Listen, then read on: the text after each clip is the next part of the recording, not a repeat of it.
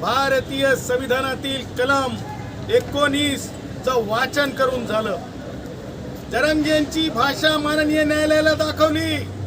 माननीय न्यायालयाला आम्ही सांगितलं की एखादी बाबीवर एखादी मागणी असू शकते, परंतु त्या मागणीचा अर्थ पब्लिक लाईफ, सोशल लाईफ, लेकरांच्या शाळेचे परीक्षेचे दिवस आहेत।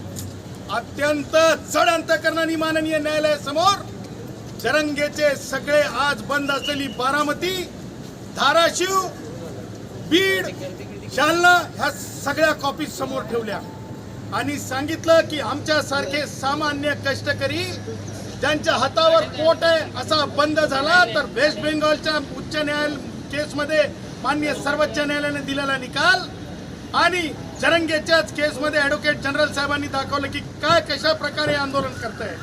आणि या सगळ्या गोष्टी दाखवत असताना मी व्हिडिओ सुद्धा दाखवला, म्हणजे आवाज करून दाखवला सन्माननीय न्यायालयाला। त्याच्यामध्ये जरंगेंनी जी भाषा वापरली काल शिवराळ, ही कोणती गिरी आहे? छत्रपती शिवाजी महाराजांच्या पुतळ्याखाली बसून शिवीगाळ करणं हा कोणता मोठेपणा आहे? हे कोणती आंदोलनाची पद्धत आहे? पठण वाजवून दाखवलं। त्याच्यामध्ये सरकारला तो म्हणत होता तुझ्या मायचं ज्या प्रकारे अब्युजिव्ह बोलला सरकारला, ज्या प्रकारे अब्युजिव्ह बोलला व्यक्तिगत काही मागासवर्गीय ओबीसी सन्माननीय मंत्र्यांना मला सुद्धा बोलण्यात आलं, तिरड्या बांग्या या सगळ्या गोष्टी माननीय न्यायालयाने सांगितलं, लक्षात आलं। त्यावर माननीय ॲडव्होकेट जनरल साहेबांना सुद्धा विचारलं। ॲडव्होकेट जनरलांनी मागची जी ऑर्डर होती माननीय चीफ जस्टिसांची ती वाचून दाखवली, जरंगेच्या आंदोलनाची पद्धत सांगितली। त्यानंतर जरंगेंच्या वतीने जो वकील आले होते सन्माननीय, त्यांनी सांगितलं आम्हाला कॉपी मिळाली नाही। वास्तविक पाहता न्यायालयासमोर परत त्यांनी मान्य केलं, हो आम्हाला अगोदरही मिळाली ना आताही मिळाली। सांगायचं तात्पर्य हे आहे की आज न्यायालयामध्ये जरंगेच्या वकिलांना स्पष्टपणे विचारण्यात आलंय की जरंगे हे अशा प्रकारचं उपोषण थांबवणार आहेत किंवा उपचार घेणार आहेत की नाही, ते इन्स्ट्रक्शन्स घ्यायला सांगितलेले आहेत। आणि म्हणून मला दोन गोष्टी आज आवर्जून सांगायच्या आहेत की कायद्यापेक्षा कुणी मोठा नसतंय आणि आंदोलन हे स्टेटला वेटीस धरण्यासाठी आणि दुसऱ्यांवर अत्याचार करण्यासाठी नसतंय। उद्या तातडीची बाब लक्षात घेता जरंगेच्या वकिलांनी तर सांगितलं सलाईन घेतलं, अरे बाबा सलाईन घेतलं तर उपोषण संपलं, परत म्हणे नाही मी इन्स्ट्रक्शन्स घेतो।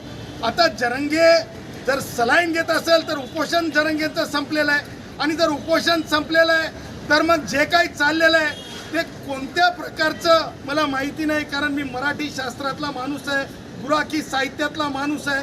मग याला मी म्हणजे आंदोलन म्हणू की आंदोलनाचा दिखावा म्हणू की वेठीस धरण्यासारखं म्हणजे सामान्य नागरिकांना आणि सरकारला म्हणू। त्यामुळे उद्या माननीय न्यायालयानं या प्रकरणावर जे आहे 2:30 वाजता सुनावणी ठेवलेली आहे आणि ॲडव्होकेट जनरल साहेबांनी स्पष्टपणे सांगितलं, आदेश वाचून दाखवला की संबंधित बाबींवर चर्चा होऊ शकते, परंतु ॲडव्होकेट जनरल साहेबांना न्याय याची आपल्या जजमेंटमधून हे सुद्धा सांगितलं की वन अनदर अगेन्स्ट लोक आहेत आणि या सगळ्या बाबी लक्षात घेता हे स्टेटसाठी किती नुकसानदायी आहे हे सुद्धा त्या जजमेंटमध्ये आहे। म्हणजे ॲडव्होकेट जनरल साहेबांनी स्वतः नाही सांगितलं, ते जजमेंट वाचून दाखवली जी माननीय मुख्य न्यायमूर्तींची जरंगेच्याच केसमध्ये आहे।